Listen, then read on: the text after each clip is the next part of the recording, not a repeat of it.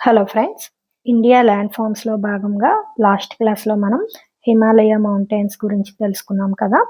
ఈరోజు దాని కంటిన్యూషన్ చూద్దాం. మన దేశంలో ఇంకొక భూస్వరూపము గంగా సింధు మైదానాలు.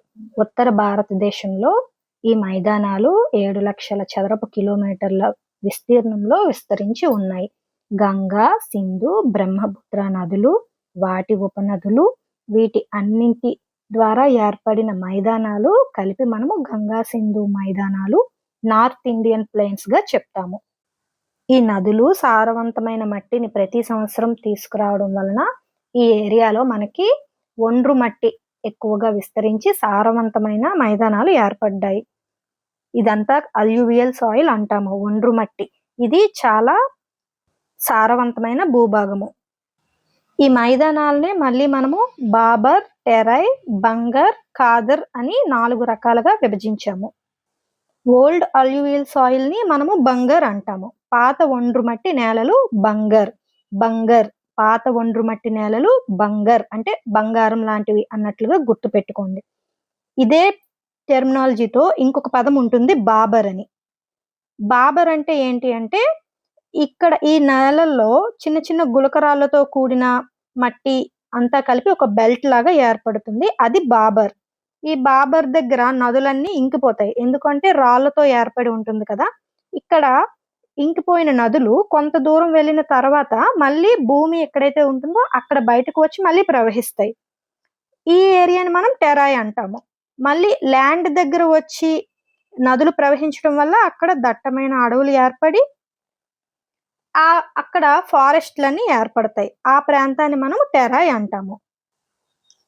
ఇవి మనకి శివాలిక్ హిల్స్ ఉంటాయి కదా, ఆ పర్వతాల యొక్క చివరి కింద దక్షిణ భాగంలో ఉంటాయి. అలాగే ఖాదర్. ఖాదర్ అంటే కొత్త ఒండ్రు మట్టి నేలలు, న్యూ అల్యూవియల్ సాయిల్స్ ని ఖాదర్ అంటాము. Old alluvial soil Bangar. పాత ఒండ్రు మట్టి నేలలు బంగర్. పాత నేలలు బంగారం అన్నట్లుగా గుర్తు పెట్టుకోండి. కొత్తది ఖాదర్. కొత్త ఒండ్రు మట్టి నేలలు khadar. New alluvial soils are called khadar. అలాగే గులకరాళ్లతో కూడినటువంటి రాళ్ళు అవన్నీ కలిపి ఉండే నేలని బాబర్ అంటాము. ఈ బాబర్ అంటే గులకరాళ్ళు మట్టి కలిపి ఉన్న బెల్ట్ లాగా ఏర్పడతాయి. ఎక్కడ ఏర్పడతాయి? శివాలిక్ కొండల అడుగు భాగంలో ఈ బాబర్ నదులు ఏర్పడతాయి.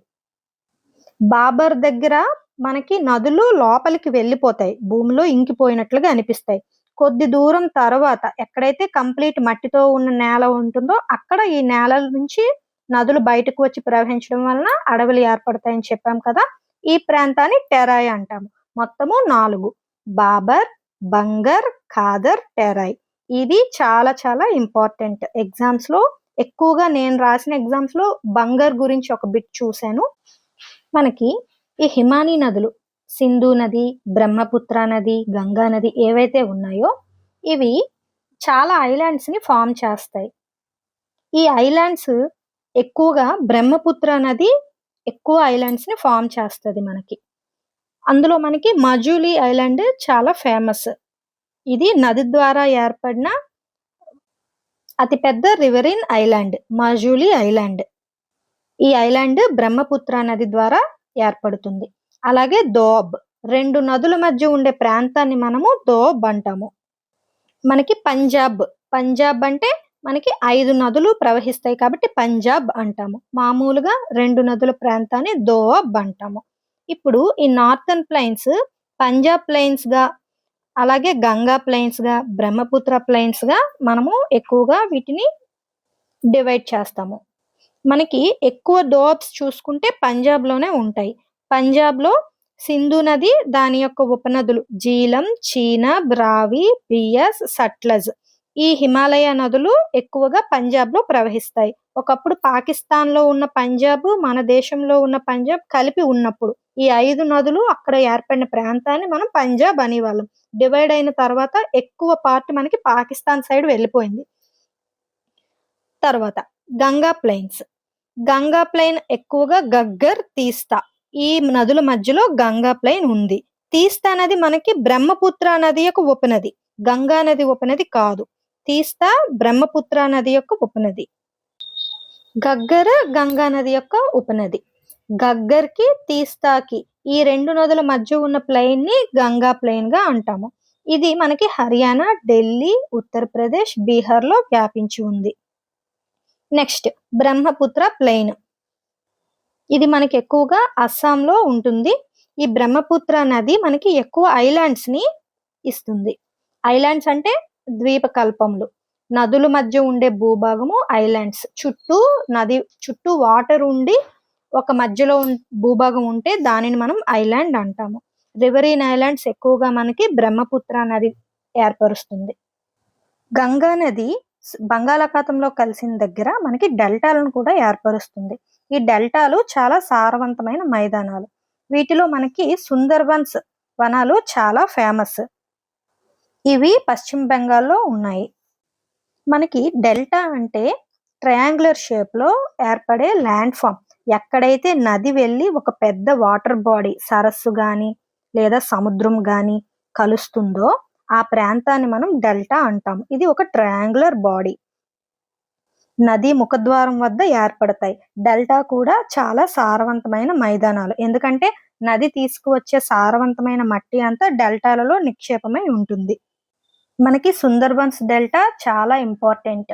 ఇది మనకి బెంగాల్ టైగర్స్ ఎక్కువగా సుందర్బన్స్ లోనే ఉన్నాయి. ఇక్కడ ఫారెస్ట్ లో లభించే కలప అది కూడా చాలా ప్రత్యేకమైనది. ఎప్పుడు మనకి సుందర్బన్స్ డెల్టా ఏదో ఒక విధంగా న్యూస్ లో ఉంటుంది. ఇది ఎక్కడ ఉంది అంటే పశ్చిమ బెంగాల్లో ఉంది. గంగా నది బంగాళాఖాతంలో కలిసే ప్రాంతంలో ఇది మనకి సుందర్బన్స్ డెల్టాని ఏర్పరుస్తుంది. నార్త్ ఇండియన్ ప్లెయిన్స్ గురించి ఇంతవరకు తెలుసుకున్నాం కదా. North Indian plains Ganga, Sindhu, Brahmaputra మైదానాలు కలిసి నార్త్ ఇండియన్ ప్లెయిన్స్ ని ఏర్పరుస్తాయి. ఈ 3 నదులు వీటన్నింటి విస్తీర్ణం కలిపి 7.5 లక్షల చదరపు కిలోమీటర్లుగా ఉన్నాయి. ఈ సింధు మైదానాలని మనము ఎన్ని విధాలుగా డివైడ్ చేసాము? 4. Old alluvial soil bangar, new alluvial soil khadar, అలాగే గులకరాలతో ఉండే బెల్ట్ బాబర్, బాబర్ తర్వాత ఏర్పడే ఫారెస్ట్ ల్యాండ్ ఏదైతే ఉంటుందో దానిని టెరాయ్ అంటాము. ఈ 4 పదాలు మాత్రం చాలా ఇంపార్టెంట్. ఇప్పుడు మనము ద్వీపకల్ప పీఠభూమి గురించి చూద్దాము. పెనిన్సులర్ ప్లాటూ ఇది ఇంకొక ల్యాండ్ ఫామ్. పెనిన్సులర్ ప్లాటూని మనకి గంగా సింధు మైదానాన్ని ఏమేమి డివైడ్ చేస్తున్నాయి? మధ్యలో మనకి వింధ్య, సాత్పురా పర్వతాలు, అలాగే మహదేవ్, మైకేల్ పర్వత శ్రేణులు. ఈ పర్వతాలు మన భారతదేశ ద్వీపకల్పాన్ని North Indian plains Ganga Sindhu మైదానాల నుంచి డివైడ్ చేస్తున్నాయి. ఈ ద్వీపకల్ప పీఠభూమి 16 లక్షల చదరపు కిలోమీటర్ల విస్తీర్ణంలో ఉంటుంది. ఇది అన్ని ల్యాండ్ ఫామ్స్ లో అత్యంత పురాతనమైన ల్యాండ్ ఫామ్. మనకి ఈ ల్యాండ్ ఫామ్ పాత గోండ్వానా ల్యాండ్ ద్వారా ఏర్పడింది. ఇది మనకి పశ్చిమం నుంచి తూర్పు వైపుకి స్లైట్ గా వాలి ఉంటుంది. అందుకే మనకి ఎక్కువ నదులు వెస్టర్న్ ఘాట్స్ లో ఏర్పడిన గోదావరి, కృష్ణ నదులన్నీ తూర్పు వైపుకు వెళ్లి బంగాళాఖాతంలో కలుస్తాయి. స్లోప్ అనేది వెస్ట్ నుంచి ఈస్ట్ సైడ్ ఉంటుంది. ద్వీపకల్ప పీఠభూమి గోండ్వానా ల్యాండ్ నుంచి ఏర్పడిందని చెప్పాం కదా. ఇది మరి పీఠభూమిగా ఎలా మారిందో తెలుసుకుందాం. మనకి ప్రీ క్యాంబ్రియన్ కాలము, ఈ డివిజన్ కాలాల డివిజన్ ఉంటుంది. అలా పురాతన కాలంలో ప్రీ క్యాంబ్రియన్ కాలంలో వాయువ్య ప్రాంతంలో మనకి అగ్ని పర్వతాలు ఉండేవంట. ఈ అగ్ని పర్వతాలు విచ్ఛిన్నమయ్యి ఆ లావా అనేది ఈ పీఠభూమి వైపు, ప్రస్తుతం మనం ఏదైతే పెనిన్సులర్ ప్లాటూ అంటామో ఈ పీఠభూమి అంతా వ్యాపించింది. ఈ లావా వ్యాపించడం వలన ఇక్కడంతా ఎక్కువ బ్లాక్ సాయిల్, నల్లరేగడి నేలలు ఎక్కువ స్ప్రెడ్ అయి ఉంటాయి. ఈ నల్లరేగడి నేలలు కూడా చాలా సారవంతమైన నేలలు. ఈ పెనిన్సులర్ ప్లాటూ ద్వీపకల్ప పీఠభూమి బార్డర్స్ చూద్దాం. ఇది మనకి వాయువ్యం అంటే ఆరావళి పర్వతాలు, రాజస్థాన్ సైడ్ ఉంటాయి కదా, ఆరావళి పర్వతాలు ఉంటాయి.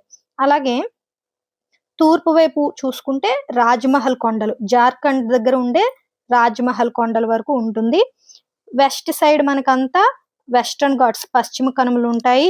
ఈస్ట్ సైడ్ తూర్పు కనుమలు ఉంటాయి. అంతవరకు కూడా మనము ద్వీపకల్ప పీఠభూమి సరిహద్దులుగా చెప్తాము. మనకి ఉత్తర భారతదేశము నార్త్ సైడ్ అంతా అంగారా ల్యాండ్ గా చెప్తాము. సౌత్ సైడ్ దక్షిణ భారత ద్వీపకల్పం మొత్తము గోండ్వానా ల్యాండ్ గా చెప్తాము. అంతకుముందు హిమాలయస్ గురించి తెలుసుకున్నప్పుడు అక్కడ ఒక సముద్రం ఉండేదని చెప్పాం, గుర్తుంది కదా. ఆ సముద్రం పేరు టేతిస్ సముద్రము. ఇవన్నీ కూడా చాలా ఓల్డ్ ల్యాండ్ ఫామ్స్. ఈ ద్వీపకల్ప పీఠభూమిని మళ్ళీ డివైడ్ చేస్తారు. దీనిలో ఉత్తర భాగాన్ని సెంట్రల్ హైలాండ్ అంటాము, దక్షిణ భాగాన్ని దక్కను పీఠభూమి అంటాము. రాజస్థాన్, మధ్యప్రదేశ్ మధ్య ఉన్న ప్రాంతాన్ని మాల్వా పీఠభూమి అంటాము. అలాగే చోటానగర్ పీఠభూమి, ఇది జార్ఖండ్ లో. ఈ మాల్వా పీఠభూమి ఎక్స్టెన్షనే జార్ఖండ్ లో మనము చోటా నాగ్పూర్ పీఠభూమి అంటాము. పెనిన్సులర్ ప్లాటూ యొక్క ఉత్తర భాగాన్ని మనము సెంట్రల్ హైలాండ్స్ అంటున్నాం కదా, మధ్య పీఠభూమి అంటారు దీన్ని. ఈ సెంట్రల్ హైలాండ్స్ అంటే నర్మదా నదికి ఉత్తరంగా ఉండే భూభాగం అంతా సెంట్రల్ హైలాండ్స్ గా అంటాము. ఇది మనకి పశ్చిమం వైపు వెళ్లే కొద్దీ ఇసుక, ఈ రాక్ డిజర్ట్ గా ఏర్పడుతుంది.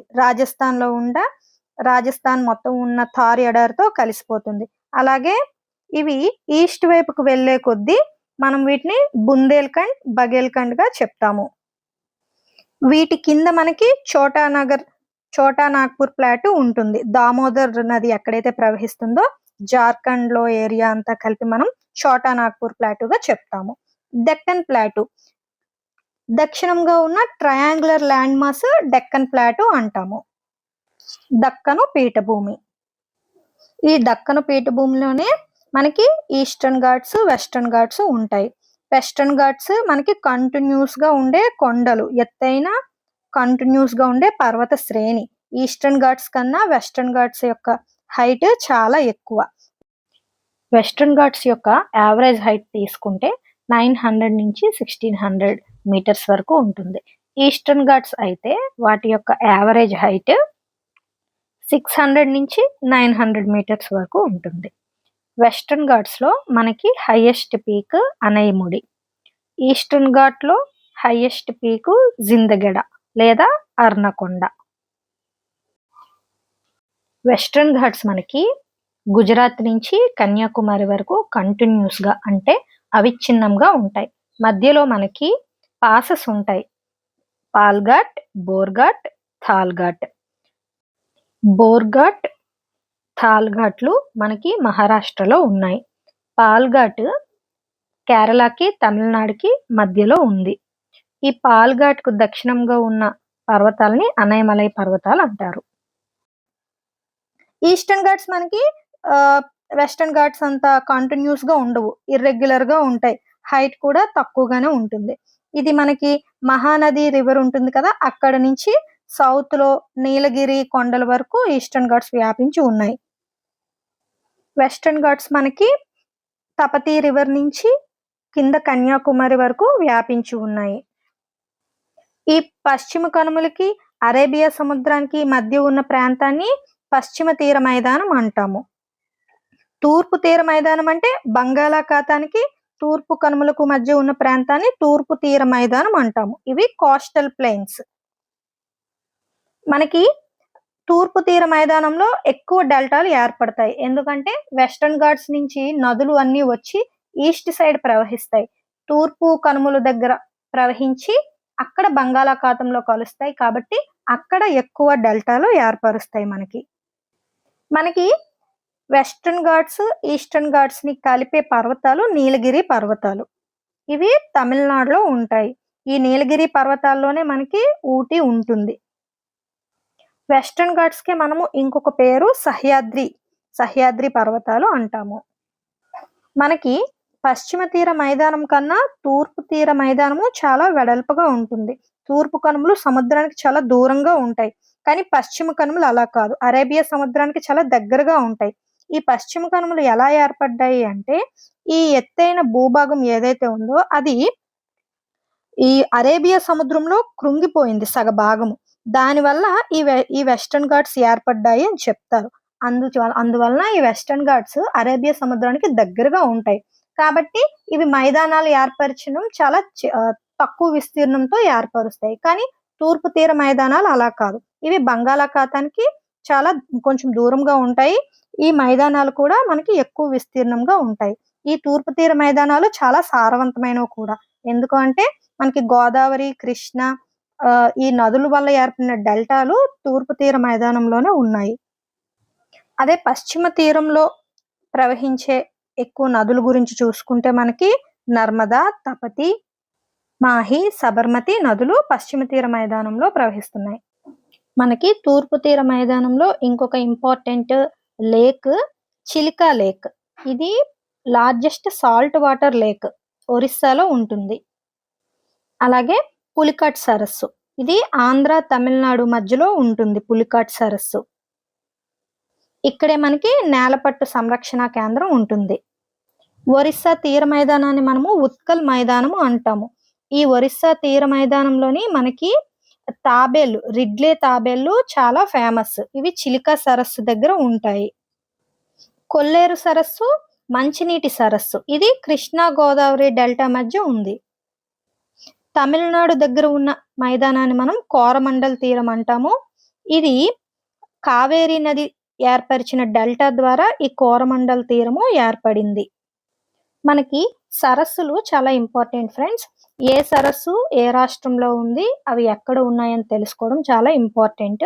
ముఖ్యంగా కొల్లేరు సరస్సు గురించి, పులికట్ సరస్సు గురించి ఎక్కువ అడగొచ్చు. అది మన రాష్ట్రానికి చెందినవి కాబట్టి ఈ 2 సరస్సులు ఇంపార్టెంట్. అలాగే ఒరిస్సాలో ఉన్న చిలికా సరస్సు, ఇది కూడా మనకి న్యూస్ లో చాలా సార్లు వస్తూ ఉంటుంది. ఎందుకంటే ఇది అతిపెద్ద ఉప్పు నీటి సరస్సు. అలాగే రిడ్లే తాబేళ్ళకి ఇది ప్రసిద్ధి చెందినది. నెక్స్ట్ ఎడారులు, ఇండియన్ డిజర్ట్. ఈ ఎడారి ఆరావళి పర్వతాలకి పశ్చిమంగా ఉంది. ఇది మనకి సెంట్రల్ హైలాండ్స్ కి ఎక్స్టెన్షన్. ఈ ఎక్స్టెన్షన్ అనేది మనకి ఇండియన్ డిజర్ట్, థార్ ఎడారిగా రూపాంతరం చెందింది. ఇదంతా మార్షే సాల్ట్ ల్యాండ్స్ ఉంటాయి ఇక్కడ. ఈ ఎడారి ప్రాంతంలో ఉన్న ఒకే ఒక్క రివర్ లూనీ రివర్. ఇది కూడా కేవలం మనకి రైనీ సీజన్ లో ఉంటుంది. తర్వాత ఇది ఈ ఇసుక నేలలో కలిసిపోతుంది. సో ఇవి ఫ్రెండ్స్ ఇండియా యొక్క మేజర్ ల్యాండ్ ఫామ్స్. నెక్స్ట్ క్లాస్లో మనము నదీ వ్యవస్థల గురించి తెలుసుకుందాము. Thank you so much.